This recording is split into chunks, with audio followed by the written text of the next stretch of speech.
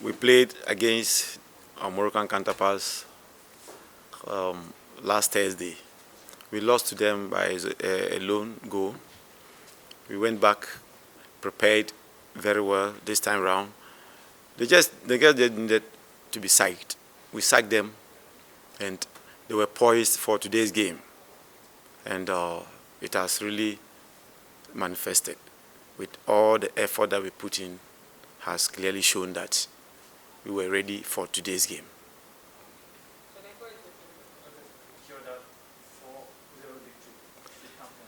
Actually, they were not prepared very well because if you look at the temperament of the players, they were willing to play all right because we had scoring chances. We couldn't utilize the chances. So I wasn't too disappointed, but just that we lost because if you are playing a game and you create chances and you don't score, at least you can make amends. And that was exactly what we did. We went back to ensure that this time round we'll be able to convert our chances. And we really did. And again, let's talk about what this victory means as you build up your preparations for your international assignments.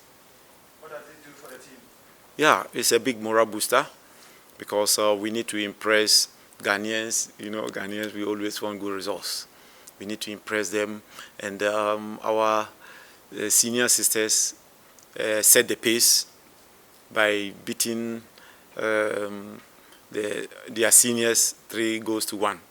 It really motivated us because we are all in the same place. And in fact, you could see that even the Queen's players picked some players of the Princesses, talking to them individually, trying to psych them up. That shows how lovely they are together. And actually, we just needed to put ourselves together and then make Ghana proud, which of course I am very sure we've made Ghana proud. Should international assignments start, say, next week, would you say you've got a team ready to compete? Actually, this is a team that was camping in Cape Coast. We stayed there for about 2.5 months.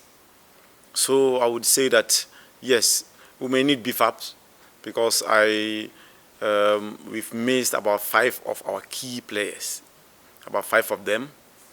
So we only put ourselves together, rally them, and then make sure that we augment the team and then to face any other challenges.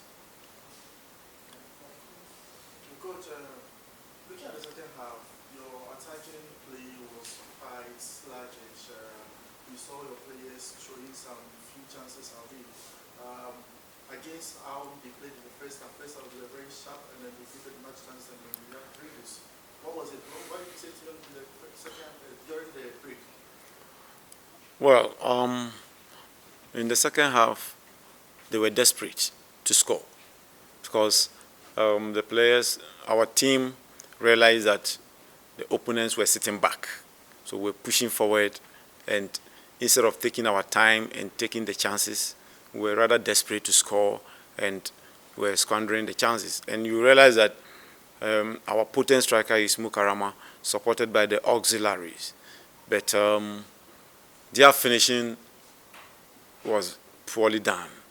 That was why you were not seeing the goals coming again. So she being the potent and the arrowhead, they were always on her. So I told them she would take them to the side as a decoy. Then they would rather take that chances and score. But it looks like they were desperate to score, and hence the chances were squandered. Since we came back from the break, we didn't sit. Even after we had the 4th goal, we were still standing at the touchline, throwing instructions to the players, ensuring that things are better than they are. What was the plan?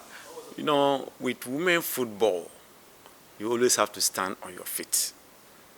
You sit, you relax, they relax.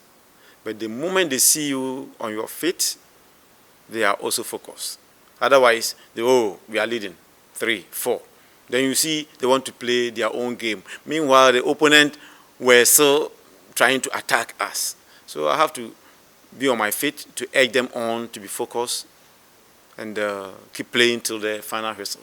So that complacency wouldn't take over. Exactly. You wanted more and more goals. Exactly, so that there wouldn't be any complacency. But when the moment they see me on the line, they wouldn't take it as a joke. They will be serious to play. That is women football for you. How did COVID affect your team? COVID has affected everything worldwide, in Africa and Ghana for that matter. On 2 occasions, where they kept postponing the dates. But we were determined and hoping that things would be better, then finally cancelled. So I would say that I'll be missing about half of the players to Queens or whatever. And I have to start looking from the maidens team. You know, it's transition. There are some who may not be able to play for Black Maidens the next year. And then I will look elsewhere in the country, around the country, to pick up potentials and start preparing the team. The last question before we switch to Mukarama. How will you describe building a female youth side? Considering that this is a game many believe is for men. How difficult is it to build? That is the misconceptions we have about women playing football. In fact, I've done a lot of research on that, and it's not helping. That is why they are always at the receiving end. People think women shouldn't play football, but FIFA frowns seriously against it. And I think now women football is becoming very interesting and growing worldwide. And otherwise, this is a female team that flew all the way from Morocco to come and stay here for about a week to play friendlies. And I understand even their under 17 are on their way to Liberia. You see, so this tells you that women football is growing. And for that matter, that misconception should be disregarded. Difficult to build a team? Difficult to build a team. It's not easy building a female team, because the misconception here has caused the difficulties. People think that they should be in the kitchen, they should be wives to be, and all that. Others also believe that if you're a female player, you cannot give birth. I beg to differ. It's never true. So but for now, parents are encouraging their daughters to play football because they have seen what it's taking them to. You sit behind the screen to see your daughter playing in the World Cup. It's something very great. So I think this time round, our mothers are awake and encouraging their daughters to play football.